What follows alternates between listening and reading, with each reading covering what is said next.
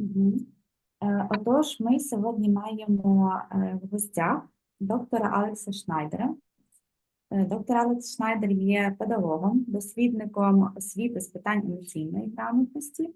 Також в минулому пан доктор Алекс є директором школи. Він має багато практичного досвіду, він також має досвід військовий. Це така практика Ізраїлю. Власне, доктор Алекс Шнайдер, він є нашим експертом з Ізраїлю, поділитися трошки тими реаліями освіти, які є там, як будемо разом думати, як ми можемо застосувати їх тут, в нас в Україні. І сьогодні ми говоримо про розуміння емоційної грамотності, як важливого елементу освіти. Дуже люблю цю тему, я дуже сподіваюся, що вона також сподобається вам, тому що вона інколи звучить людям як щось абсолютно нове, але розкриває дуже багато, дуже розширює світогляд і розкриває багато відповідей на запитання, що стосується освіти і загалом виховання дітей. Тому, докторе Алексе, я запрошую вас до слова розпочати презентацію. Зараз Ірина протранслює презентацію. Будь ласка. Hello. Hello, everybody. Hello. First of all, I'm really excited to have a chance to meet you all. Among the audience, I see some old friends of mine.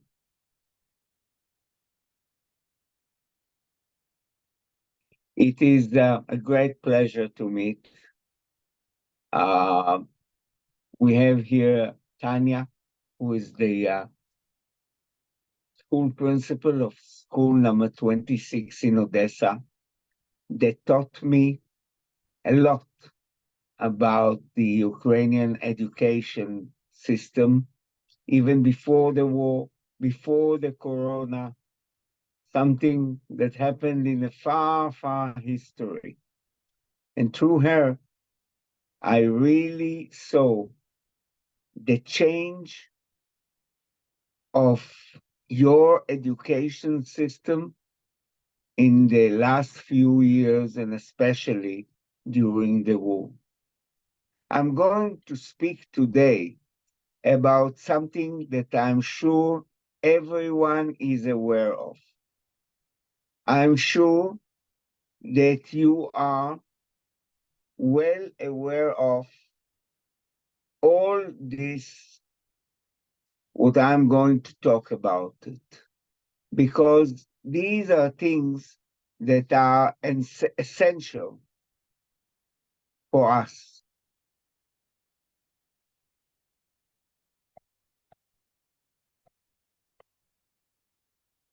Okay, so we will start with what is emotional literacy. But before that, I know that some of you really like to dance. Somebody compared education to a dance and said that whoever leads should know the partner, plan his steps, and thinks ahead.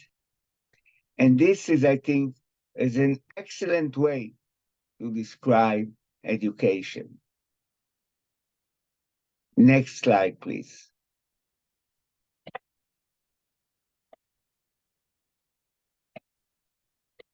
Here, it says something about me, who am I, and what I have done.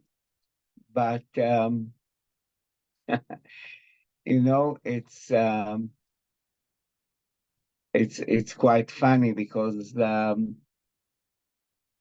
when I'm a polkovnik in the Israeli military. I've been in the military for 22 years. I'm now 72, but until the age of 70, I did actual reserve. And one of the things they tell us is Одна never... з речей, які вони нам кажуть, ніколи не починати лекцію з вибачень. Але я маю вибачитись. Наша система інтернету за 5 хвилин до початку зустрічі дала збій, і зараз вона недоступна. Through my telephone. I hope you'll be able to see and hear me well, but I feel a little bit uncomfortable. Describing myself, I would not say all these things, sociologist, educator, and so on. First of all, I'm a father of 4 children and a husband to my wife. And I think they are the main core of my activities. I learned education from them. And each son is a different one. And I'm sure that you as educators are aware of that. So let's get into emotional literacy. Next slide, please.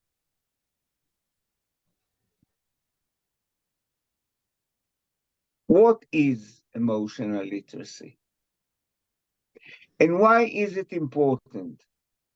Actually, I hope that at the end of this lecture, you will say, he was talking for 2 hours now, but we actually know all these things. We feel these things. We use them.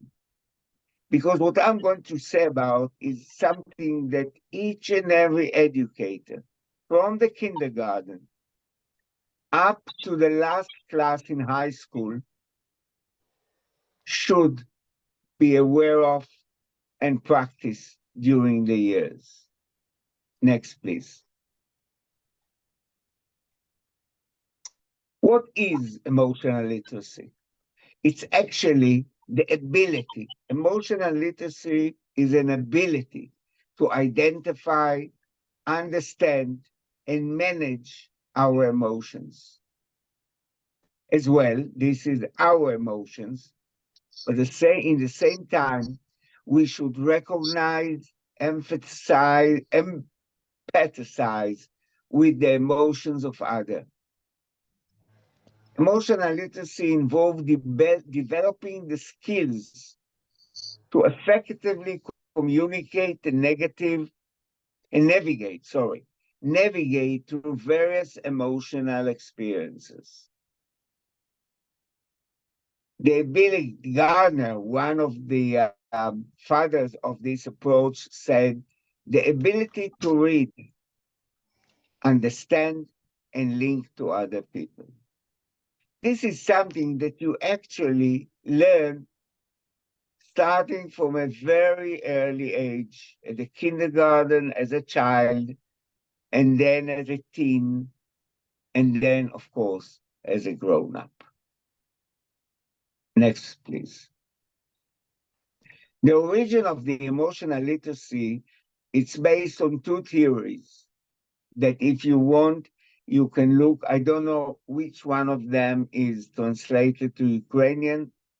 I hope both of them. The first one, if you want to remember this, you can always take a photo of the screen. The theory of multiple intelligence by Howard Gardner, which was firstly developed in 1983. And emotional intelligence by Daniel Goldman, who was developed earlier but published as a book in 1995. Both theories are combined in our theories of emotional literacy. What is the benefit of emotional literacy in education? It plays a vital role. And it really offers benefits to both the students and the teacher throughout the learning process, because it enhances self-awareness. It promotes positive relationships. It reduces conflict. It improves academic performance. Because when I introduced, the first time I introduced this theory in Ukraine, and I think it was in Lviv or even Vinica in one of the RGU conferences, I was asked, what about academic performance? Wouldn't it hurt academic performance? And my answer is clear and loud. It improves it. And cultivate a supportive and inclusive classroom culture. Next one.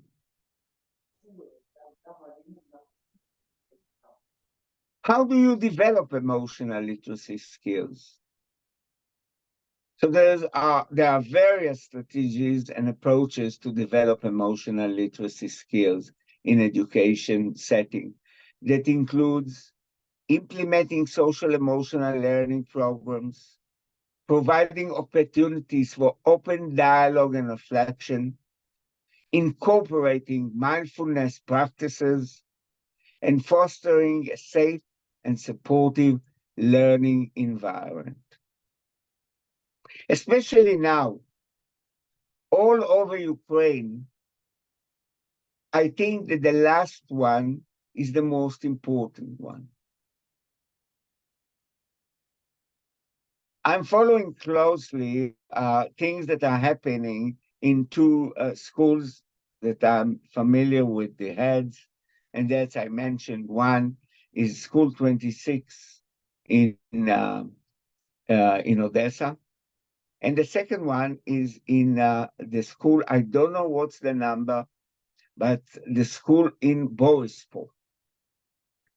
And I see that they are trying throughout the last 2 years very hard to work on that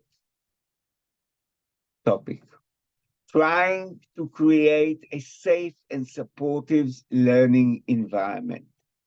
When you have shellings, when you have electricity shortage, when you have children that their families, fathers, brothers, uncles are at war, and we are going through that situation as well.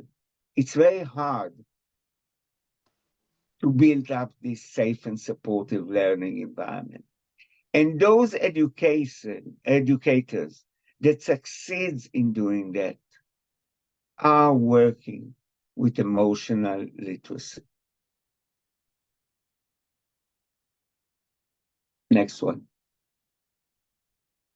About the academic success, which there were many arguments. People say, why you let students argue with you? You are letting the students converse with you and say what they want. You let them criticize the way you teach, and still you get good academic achievements? And the answer is yes. Research has shown there is a strong correlation between emotional literacy and academic success. And I think it's very clear why it happens, but not all people, especially those people that still support the very achieving system with high marks and rewards and so on. They say, if we let them say what they think, if we don't emphasize the importance of success as the first goal, and we put feelings at the first place, I don't know if they'll be able to achieve. It was found that students with higher emotional intelligence are better able to manage stress, regulate their emotions, and focus on tasks, leading to improved concentration, problem-solving abilities, interaction, and overall academic achievement. I'm sorry I can't hear your questions if you have some, but so please write them down, and we'll have enough time at the end of this lecture to try and answer all your questions. Now, emotional literacy for teachers. When I started the set of lectures about 10 years ago, implementing it in my school first, I was emphasizing on the students. But emotional literacy is for the teachers as well. Educators that possess strong emotional intelligence can effectively manage their own emotions, can build positive relationship with students, which is so important, especially during this period of war that you are going through. Create an inclusive classroom climate. And I understand that your system, education system, is going through inclusion in very big and quick steps, and provide appropriate support and guidance.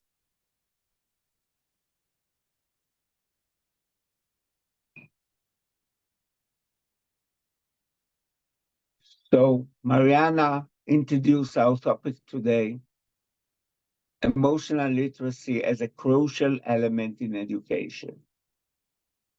And our topic for today is to try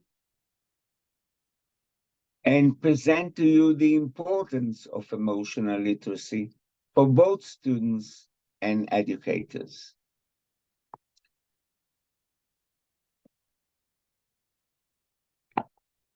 We believe that by developing emotional intelligence skills, students and teachers both can enhance their well-being. They will feel better, foster positive relationship, and create conducive environment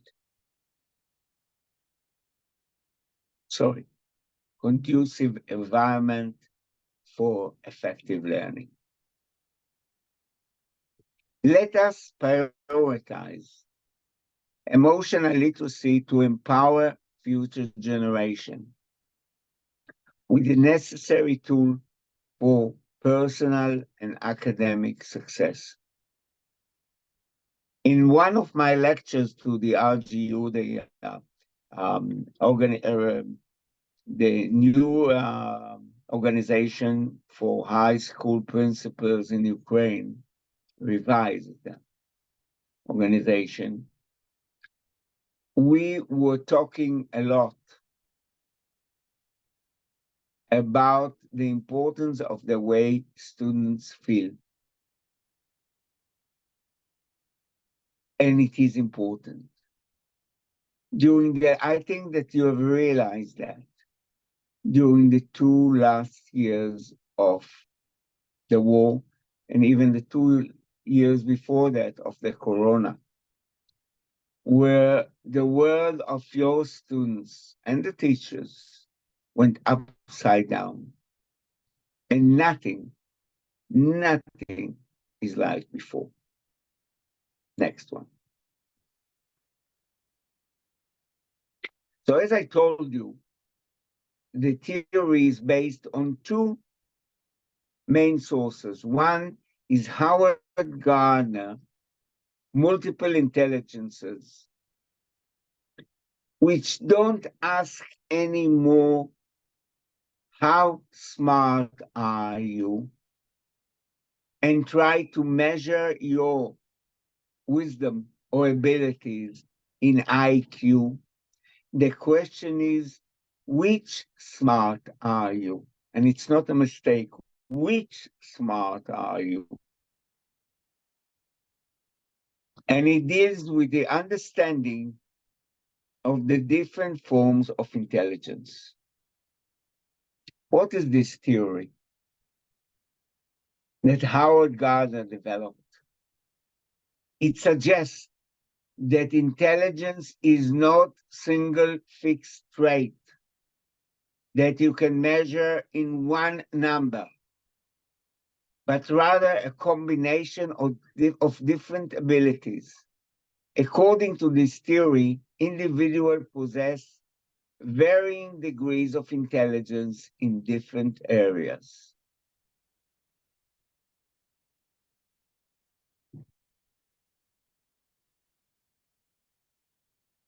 The first one is a linguistic intelligence.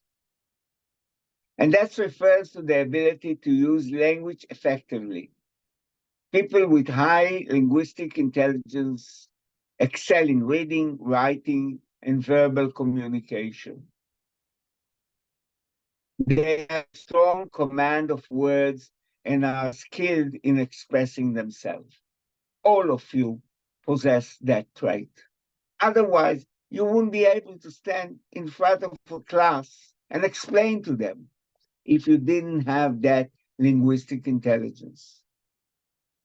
Basically, you are better than others in this trait because you chose a profession that uses this linguistic intelligence. Lawyers should have it. Politicians should have it as well. And the genius in this are poets and authors of books. A poet can take 5, 6, 7 words, make them into lyrics that will make you cry. So much emotion can appear in a few words. The ability to do that is a kind of, those that are a kind of genius. So this is the first, linguistic intelligence. The second one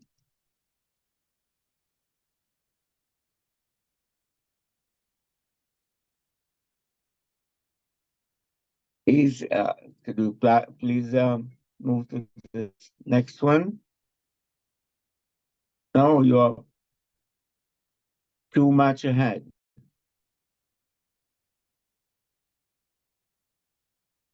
We're talking about the intelligences. I was looking at my slides and not on yours. No. We're talking This about slide? the logical, mathematical intelligences.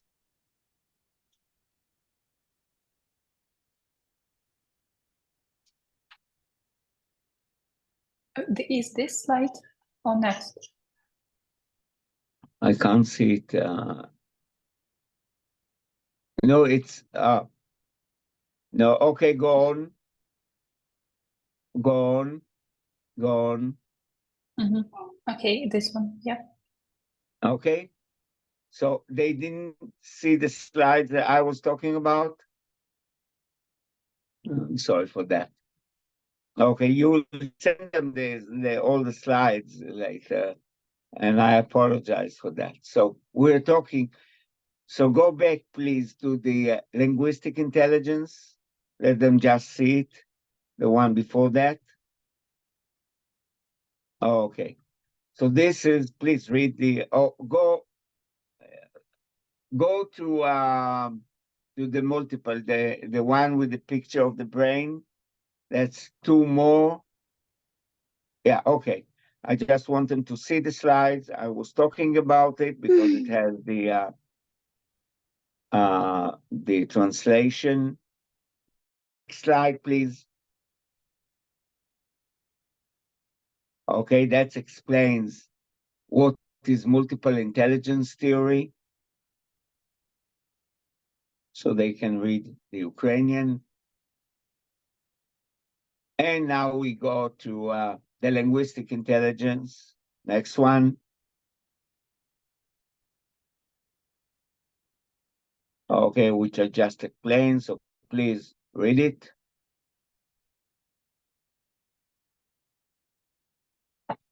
And now we're going into the logical mathematical intelligences. This one involves logical reasoning, problem solving, and mathematical thinking. Individuals with high logical mathematical intelligence are adept at analyzing patterns, making connections, and solving complex problems. I think you as educators can really very quickly identify those children that have the logical mathematical intelligence. If you don't have it, you yourself will not become a mathematics teacher or physical teacher or chemistry teacher. Those what we used to call realistics. And these two, the linguistic intelligence and the logical mathematical, are the basic for the IQ test. Only those two intelligences are forming the IQ test. So if you are scoring high in IQ test, that means that you have those both intelligences at high level. Next one, please. The next one is the musical intelligence. It relates to your ability to understand, create, and appreciate music. People with high musical intelligence have a keen sense of rhythm, melody, and pitch. They may excel in playing instruments, composing music, or recognizing musical patterns. You know, Yasha Hepetz, the great violinist, said that the first time at the age of 5, he held a violin in his hand, he felt that he knew exactly what to do with that. The same with pianists and any other, or even with singers that feel when they sing that it is screaming through them. This intelligence is part of the human intelligence, and like the two other ones, you can recognize it at a very, very early age.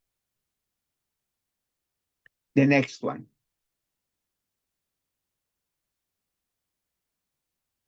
The next one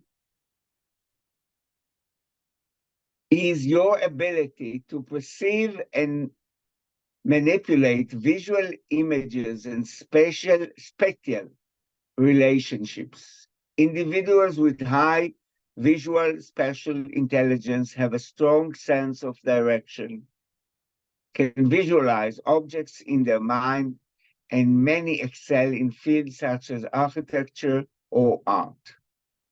This is the ability to take a view and put it on paper or canvas, make a pictures. This is an ability of an engineer or architect to see in his head, to see the structure of a building and then lay it down on paper and make a plan for the builders. A doctor that makes surgeries, when he cuts through the flesh, skin, flesh, and to the bone, should see in his mind the layers of the skin, the blood vessels, the flesh, the nerves, everything when he starts cutting it. This ability enables people to see things, minimize them in their mind, and then lay them out the way they are in reality. So this is this intelligence. The next intelligence that is intelligence just as the ability to read or solve mathematical challenges is the bodily kinetics intelligence. This is your ability to control and coordinate your body movement. People with high ability in this intelligence have excellent motor skills, hand-eye coordination, and body awareness. They may excel in sport, dance, or other physical activities, even driving. I'm a lousy driver. My wife is driving like we call it a bank robber, that she's escaping from she's driving fast. And for her, I went to give a lecture in Haifa, which is about an hour and a half drive from where I live. And then I came and gave an 8 hours lecture. And those people that I gave the lecture said, well, aren't you tired of talking so long? And I said, the hour and a half driving here was much more tiring. I don't have this kind of intelligence. And so I'm a very lousy driver. One thing, I didn't mention it, and I think I should. You know that women have a verbal intelligence much better than the men. It says that during our being in the caves, as you know, as the Neanderthal man, and after that, the women had to develop their skills to communicate with each other better than the men. The men went hunting, and in hunting you have to be quiet. The women that stayed in the cave and cooked together and did other things together had to communicate. And that's why they developed this ability in a higher rate than the men. And researchers showed that the girls speak much earlier than boys because of that ability that runs back to the first people on Earth. The next one is the naturalistic intelligence. Naturalistic intelligence refers to our ability to recognize and understand the nature world. Individuals with this high ability have a strong connection to nature, can identify and classify plants and animals, and may excel in fields such as environmental science, gardening, or agriculture. In our language, we use the term green fingers. I don't know. Do you use it in Ukrainian? I don't know. That refers to people that when they have flowers at home and they're trying to grow something, it always grows very well. Their gardens are beautiful. Unlike people that every plant they bring home dies after a short while. This ability was essential for people living in Ukraine 100 years ago, 150 years ago, when most of the population or large number of people were farmers and had to deal with agriculture. Those that did not have that ability didn't succeed in being farmers, and they starved. So this is a very important intelligence. Now, each and every man or woman have this intelligence. That's what makes us human. But some are talented in it and some are not.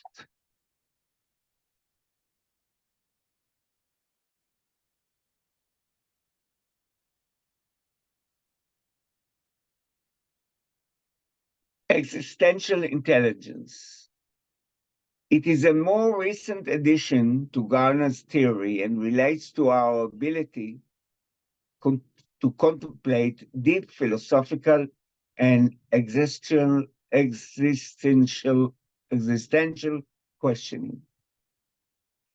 Individuals with this trait have a strong sense of purpose, ponder the meaning of life, and will excel in fields such as philosophy or theology. All those intelligences that I mentioned up to now, you can identify and realize them in children from a very early age.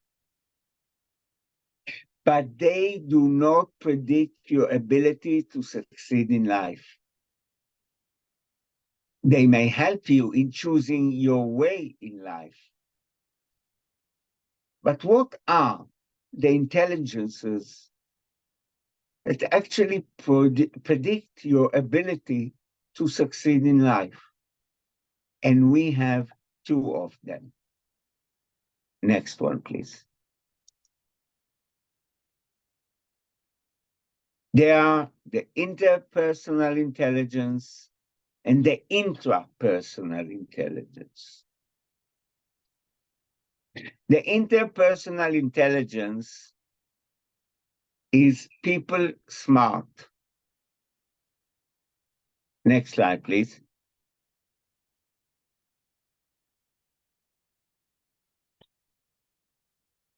It's the capacity to understand the intention, motivation, and desires of other people, and consequently, to work effectively with others and the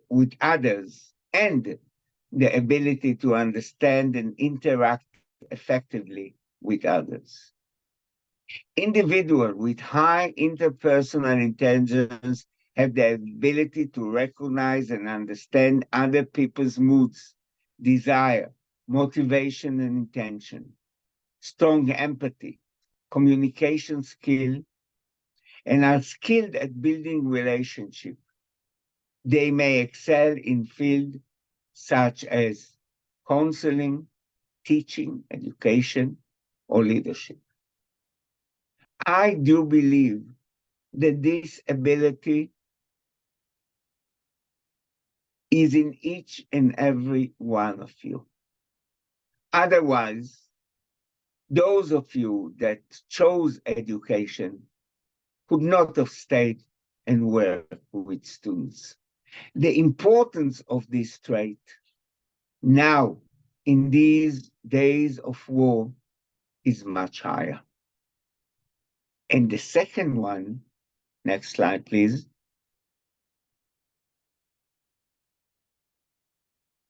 is the intrapersonal intelligence, and this is self-smart.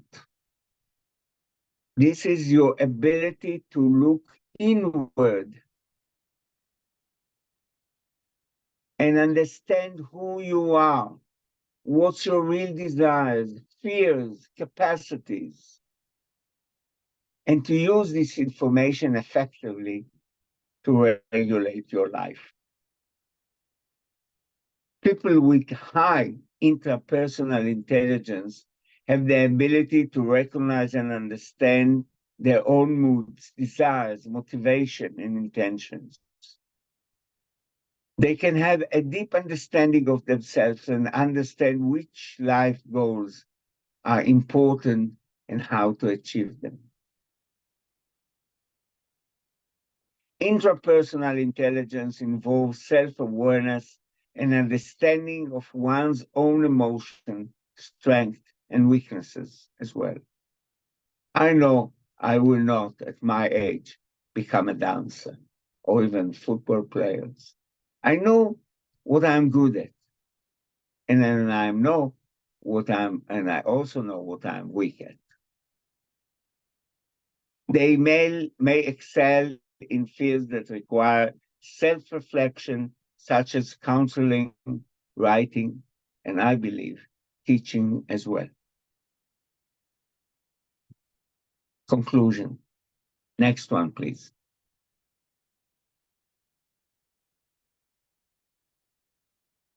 The multiple intelligence theory reminds us that intelligence is diverse and multi-faceted. Each person has their own unique combination of strengths and abilities. By recognizing, nurturing different forms of intelligence, we can celebrate the diversity of human potential.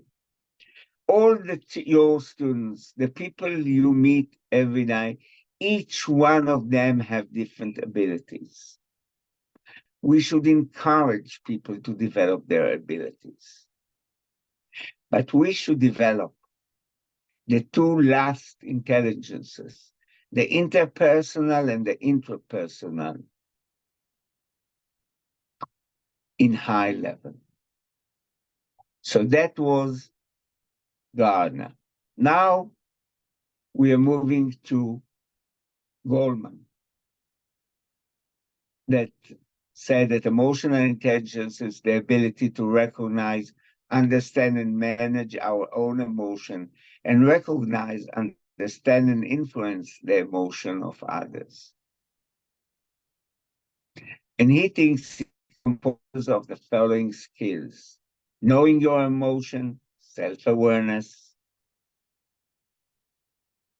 managing emotions, self-regulation, motivating yourself, motivation, recognize in others and handling emotions in others and handling relationship, your social skill.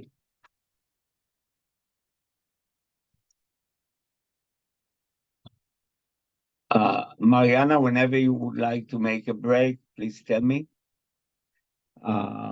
We will continue until you tell us to do so. Oh, I think that we can continue. Okay, we have 40 slides. We are now at the 25th. So those of you that are getting tired, have some hope. Our aim, and this, each one of you should look at this list and say, do I feel connected to that aim and target? The first one is connecting with students on an emotional level. The second one is building trust and open communication between students and educators.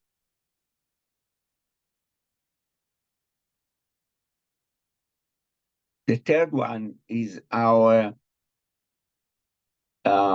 ability or commitment to increasing students' motivation and engagement in the educational journey. I think that these three aims should be considered by each and every one of you. And you should try and say, is it also my aims? Is it also my goals? Because if they are, you're on the right track to be an emotional literacy educator. Next one.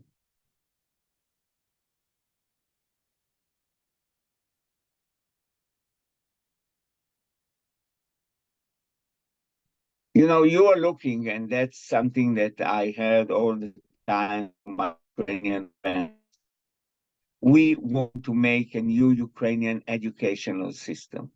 We want to make a reform. We want to make a revolution. We don't want to make it like it was in the Soviet times. We want to have another one.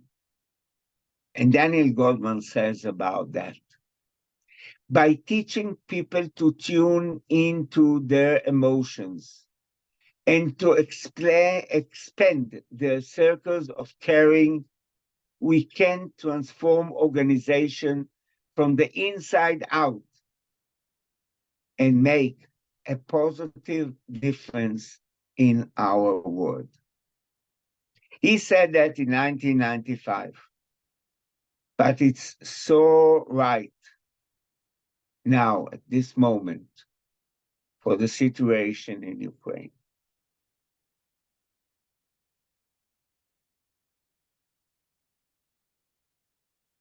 Next, please.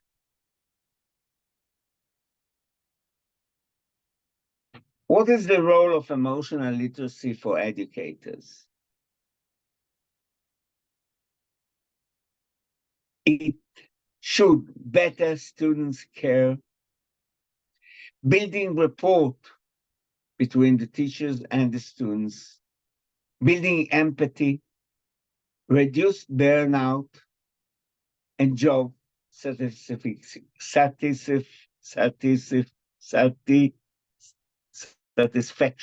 Sorry. The teachers that implement emotional literacy are taking better care of their students, have rapport with their students, have a lot of empathy to the people they work with. They reduce their own personal burnout because they are so much involved in what is happening. And they have a higher job satisfaction.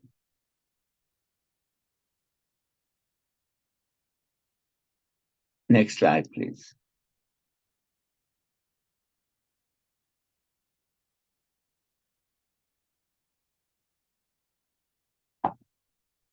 Self-awareness. Self-awareness is asking yourself, how do I feel? It is recognizing your emotion and their effects on yourself and others. It's the ability of identifying your values and goals. It's the ability to assess your strengths and limitations. And the most important thing is being confident in your self-worth and capabilities. You trust yourself. You know who you are, and you trust yourself. And this is something that students will immediately recognize.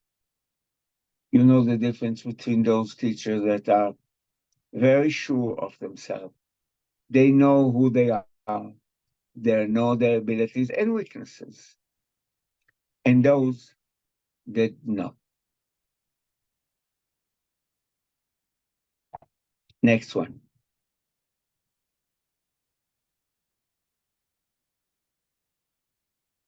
Self-regulation. Self-regulation is managing your destructive emotions and thoughts. Maybe I'm not good enough. I don't like these students. I hate the principal. I really need a vacation. I don't like all these things that disturb you.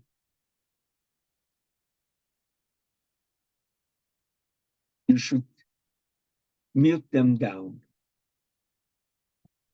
You should take responsibility for your behavior. You know the children, your students that say, it's his fault. He's to blame for. Sometimes we do the same with our students and with our colleagues. We should learn to take responsibility for our behavior. The knowledge to cope with emotional challenges. Sometimes life presents to us a lot of emotional challenges. A quarrel with your wife or your husband. A quarrel with another teacher at school. A child that presents you challenges that you want to tear the hair out of your hand.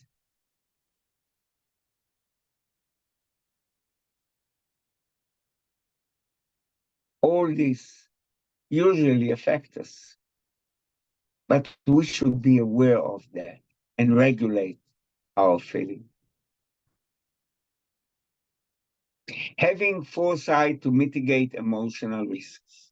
There are a lot of emotional risks, such as getting too much involved with the students or taking everything into your heart.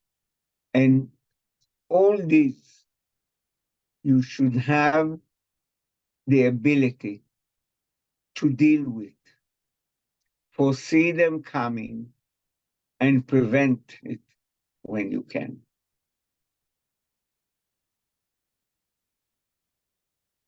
Next slide, please.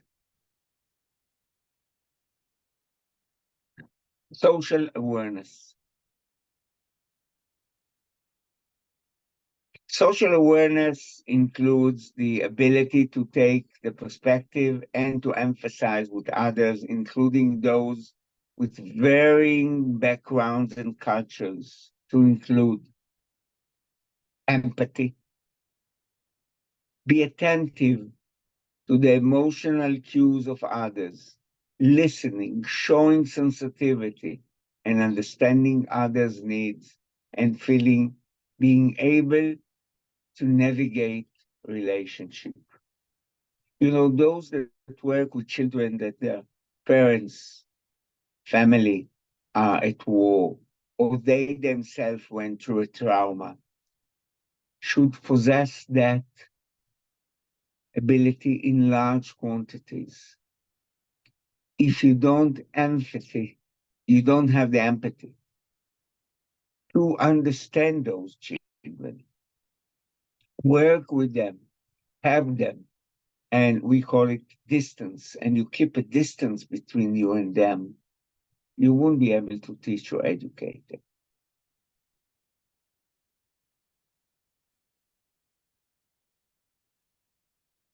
Second one is service, caring about what other people are experiencing, offering appropriate help, or giving your time and resources to help develop and mentor ours.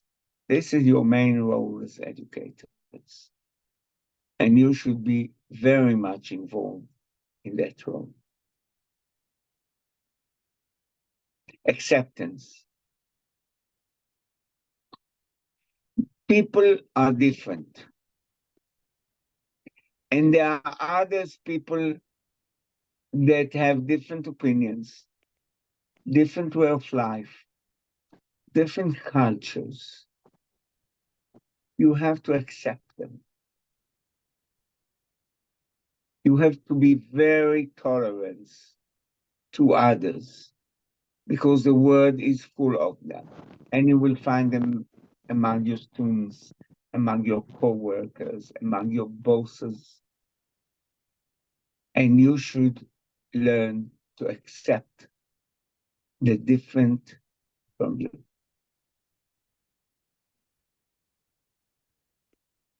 Next slide.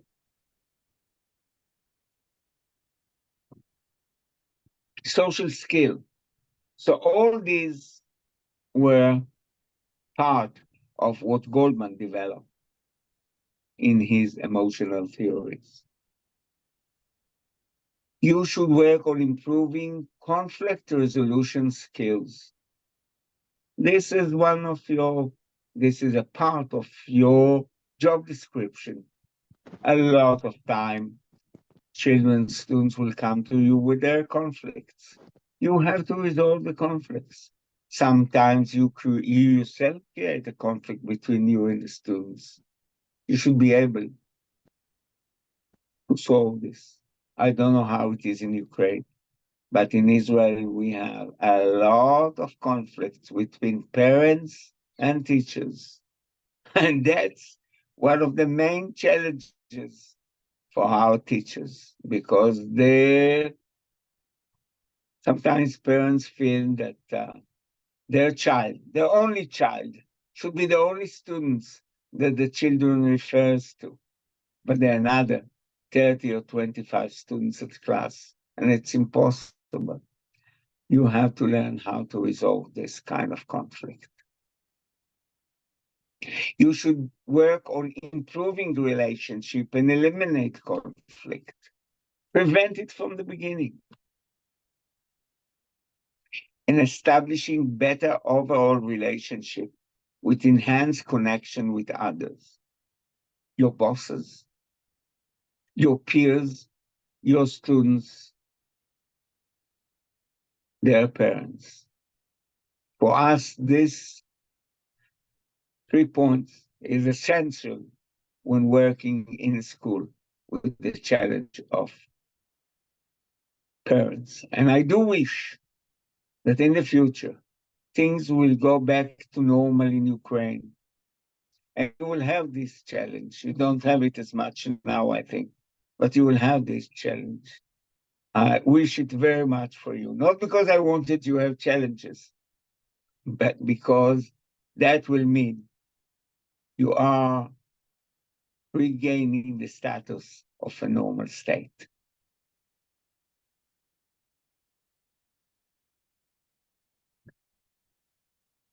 Next, please.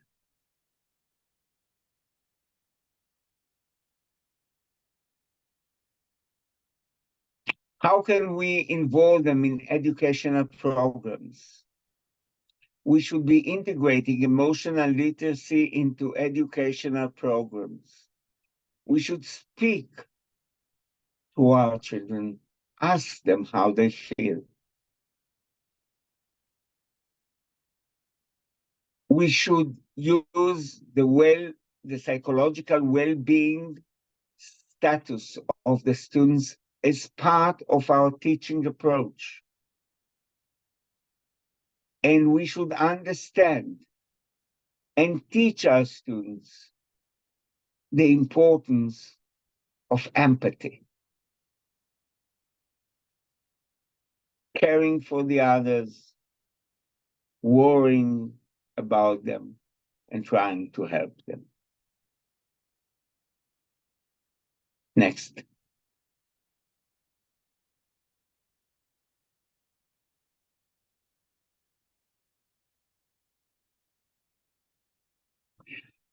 I don't know if in Ukraine, but I suppose it is. We are talking about a student-centered education, about the fact that the most important person is the students. I don't totally agree with that, but I think the education should take into account both the students and the teachers at the same level. But after so many years that the teachers were centered in education, maybe it's the time to make the shift and then combine them both. We are asking ourselves how emotional literacy contributes to the student-centered education. We can do that by customizing learning plans that we develop to teach our students the subject matter with addressing their emotional needs.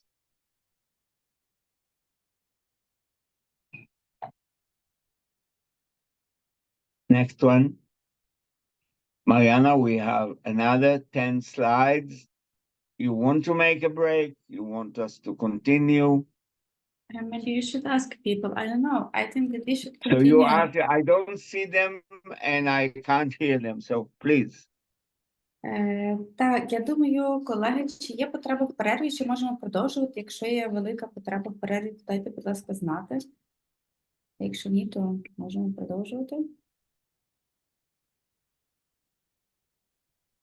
Не бачу рук, не чую. Продовжуємо, мабуть. Так, Продовжуємо. є. Дякуємо. Yes, Alex, we are continuing. Continue, okay. So we are coming into the challenges and considerations part.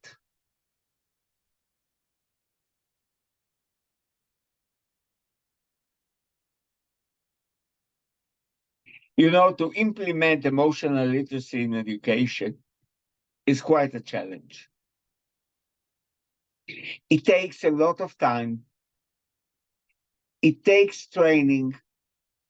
And if you want to know whether you did it well, it should be measured.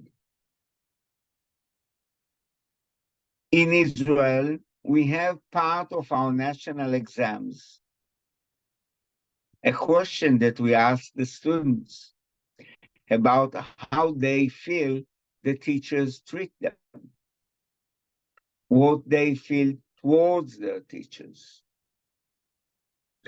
Do they feel they're respected? Do they feel that they're appreciated?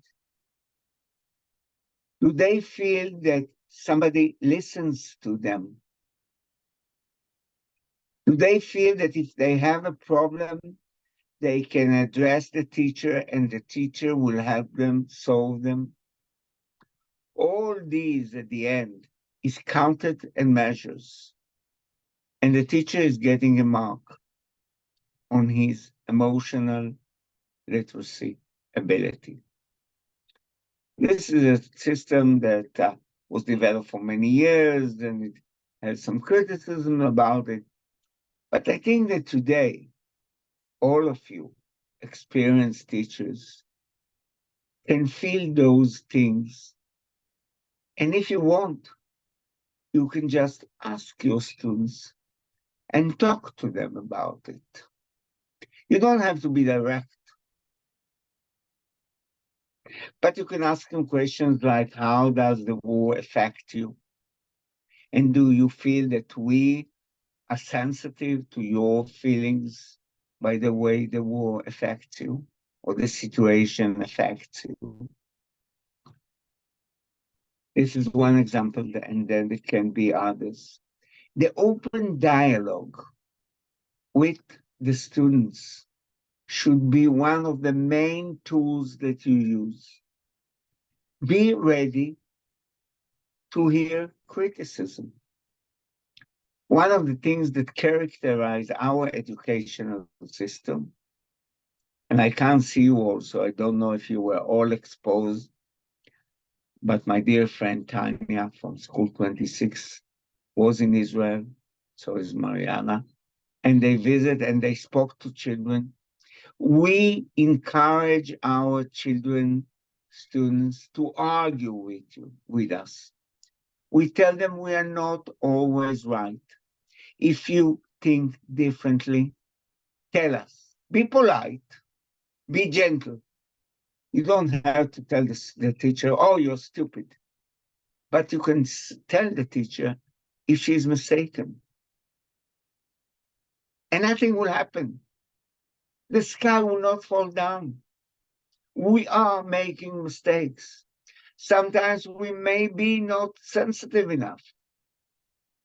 All this, when a child feels that he can say what he thinks, and people will listen to him and care about him, his readiness to study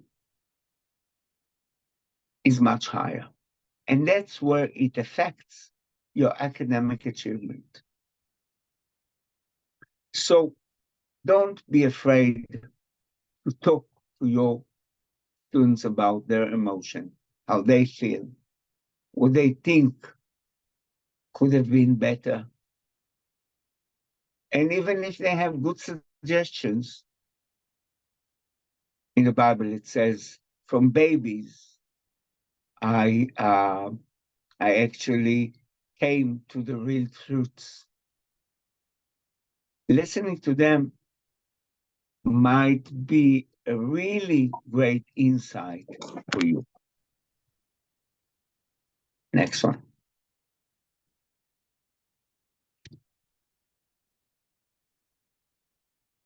Now we're getting to a very sensitive topic, especially in Ukraine, especially in those days. And that's the adaptability and resilience. How emotional literacy enhance those two things. We believe that once students feel secure and their emotional needs are considered, they better cope with setbacks and changes in their learning process or generally in their life. A lot of the students went through enormous changes. Some were traumatic changes in their life. Those that feel loved and secure cope with it much better. Next one.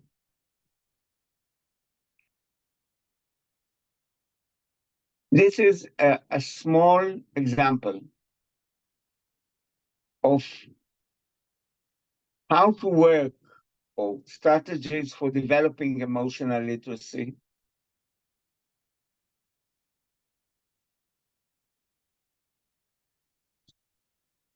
And there are 10 steps. First of all, you have to clarify your intention for the day. Practice self-care. Look at yourself. Say, do I feel strong enough to deal with the challenges today? Perform an emotional checkup, self-reflection. You can write down, and there are some mindfulness exercises that I'm not going to get into now, but if you want, there's a lot of exercises in this field. It's not the topic of our lecture, but in the internet. Slow down. Be yourself curious. Create space from emotion. Not just the pretty ones. Oh, I'm happy, I'm glad. Consider I had a quarrel or an argument in the morning and I feel upset about it. When you get to the class, read the room. Look at your students' eyes and see how they feel. What's their mood? Make an effort to connect. Approach them in their names and ask them how they feel. If you make a mistake, clean up your messes. And start a lesson and end it in a good, nice environment. Welcoming them in the morning, saying goodbye to them when they leave. Now we are getting to a moment to share. We have 45 minutes now that I would like you to try and share a real life case that highlights the impact of emotional literacy in improving students' results and state of mind, or improving a conflict.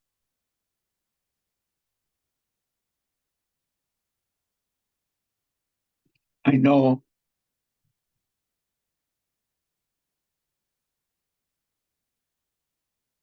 before we go into that, I tried to work with you on the importance of training educators in emotional literacy and how to incorporate emotional literacy education in teachers' training curricula. I do hope that you have actually learned something. Some of you may say, Alex, what are you talking about? We're implementing it all the time in our classes. Some will say, what emotions have to do with learning or classroom and so on. I tried to persuade you that it does. So, thank you. If you have any questions, I have here my email address. Each and everyone can write to me. You can also write in Ukraine because today with Google Translate, I can read anything in any language. And we'll go back to the moment to share. That's 2 slides earlier. A moment to share. Now, that's it. So now, I was talking now since for an hour and a quarter now. And now I would like to hear you. You can start with sharing a moment. You can start with the questions. Please go ahead. I will need help in the translation, but I'm willing to answer any challenge that you have. Go ahead.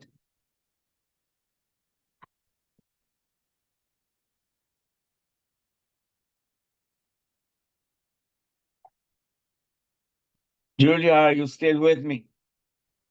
Of course, Alex, I'm here. Okay. I don't will see do the my best. audience, so because I'm working from my telephone, so I don't see. Usually, I see the faces and so on, and I see if somebody is raising an hand. You will have to take care of that. You and Okay. Mariana. Alex, we have a question. Yes. So, Hmm? Богдан, у вас виступ. Пане Богдане, будь ласка, ваше запитання. Так, дякую. Скажіть, будь ласка, або поділіться якимись класними практиками, як найшвидше можна заспокоїтися в разі якихось неоднозначних ситуацій. Can you please share some cool techniques how to calm down yourself in case of any extraordinary situations? Right. Some use alcohol or smoke a cigarette. I don't.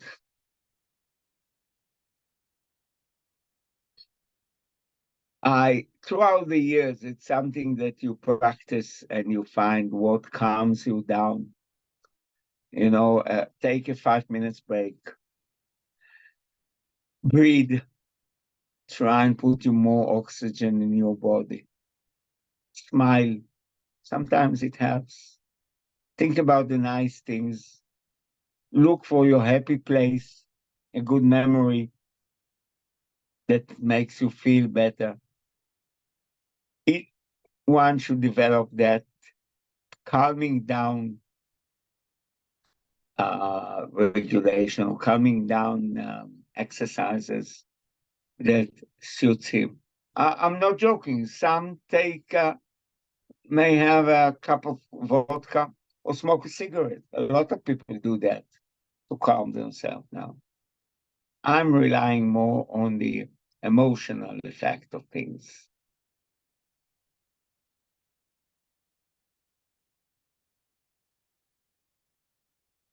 Дякую. Дякую за запитання, пані Богдано. Дякую Thank you, вам. Alex, for your answer. Що інколи, якщо ми знаємо, що ми можемо зреагувати там різко, то можна спробувати навчитися рахувати до 10. То здається дуже Mariana says, when we know that we can react roughly, you can take in your practice counting to 10. Yeah, it's a good practice. So you need to take it into your practice sometimes. But it really works sometimes. Так, ну я насамперед хочу подякувати Алексу Шнайдеру. So Alex, it's Tanya. For the first, she wants to thank you. So everything is really useful and it is proved with the practical experience. And we saw that Alex has this 100% of emotional literacy. When we came to Israel, we saw how the educators work in Israel and how Alex Schneider works. When even not being a principal, when Alex entered the school and all the children ran to him and started hugging him, we need to work really more and more to make children feel us like partners, like educators, like their friends. And we have quite a lot of practice in Ukraine. We are implementing the project of happiness at school. It's like giving happiness to the child, but what is this happiness inside? It can be in practicing, in meditation, in different activities. And this course, which will be from the start of a new educational year, it is supposed to help to develop emotional intelligence. It's really similar to what you've said today, Alex, with this course of happiness. So it's the teacher from Lviv who is the winner of Global Teacher Prize, the author of this course. And also, I really liked the idea of getting inside the discussion. So not the academic success must be the most important, but communication, being able to show the thought of a child without being judged, must be the most important. And also the principals on the ESHA summit, they were talking about it, that in any case, that they said that we must have open communication and all the voices of children must be heard. And I am really grateful to Alex, to Mariana, to all the participants. So I am really grateful for everyone, that I clearly understand today that we need to acquire this emotional intelligence and build happiness in every school. I understand that this is a long process. We have quite a really nice partnership relationship with the students in our school. So that is what is different from other schools. But we need to continue working on this topic. From our side, we are going to talk to our students at our final teachers meeting. We are going to find happiness, what is happiness for the teachers. We are going to relax, communicate using these practices. And of course, we are going to use today's lecture. We hope that you will send it to us. We think that it is super up to date and it is really useful. And we are grateful to the organizers for conducting this lecture. The individual way of development for every student, it's also really important. And the thing that Alex built this relationship in his family and with his children, it's really true. We need to accept it from Alex and learn how to do it ourselves. So I'm really grateful. Thank you. Відновлення гімназії України – це основний партнер hand-in-hand групи, тому дуже дякую за цей коментар і такі підкреслені важливі моменти, пані Тетяно. І взагалі за співпрацю. Маємо ще запитання від пані Інни. Будь ласка, запрошую. There is one more question from Pani Inna, Miss Inna. Пані Інно. Вибачте, будь ласка, мікрофончик, проблема So Добрий вечір. I was muted. Я Mhm. трошечки, пізніше долучилася, тому що, на жаль, реалії нашого життя, як тільки I've joined я, звісно, a little bit later because of the power cut. прослухала виступ I was listening so attentively to Alex's presentation. думку, що от взагалі те питання, яке сьогодні було винесено на загал, то воно дійсно на сьогоднішній момент I support the topic of today's lecture, and I think this question of emotional intelligence is of a super great importance. So we need to work with children. It's my personal thought. You can take my side or not, but we as teachers, when we are an example for our students, we have ourselves to keep ourselves in source. We have to keep our energy, and we need to take care about our personal emotions, about our state of mind. And in case if we are positively tuned, it will affect our students also positively. I think our children are absolutely unique living beings who can really, they really clearly see our soul, what is inside us. So it's almost impossible to hide something from them. They seem to be small scanners that can just, by looking at us, can feel and understand our mood.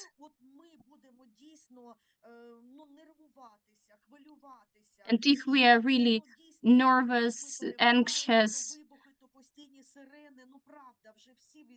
in this reality of shellings and alarms, we need to keep control of ourselves, to keep our energy. And if children feel that we're calm and sure inside, maybe we will transfer this feeling to them.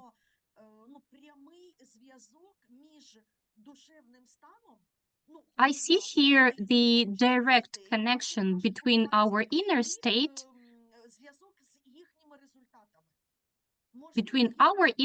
and results of our students. Maybe I'm not right here, but when a child doesn't feel comfort and doesn't feel safe, we can't expect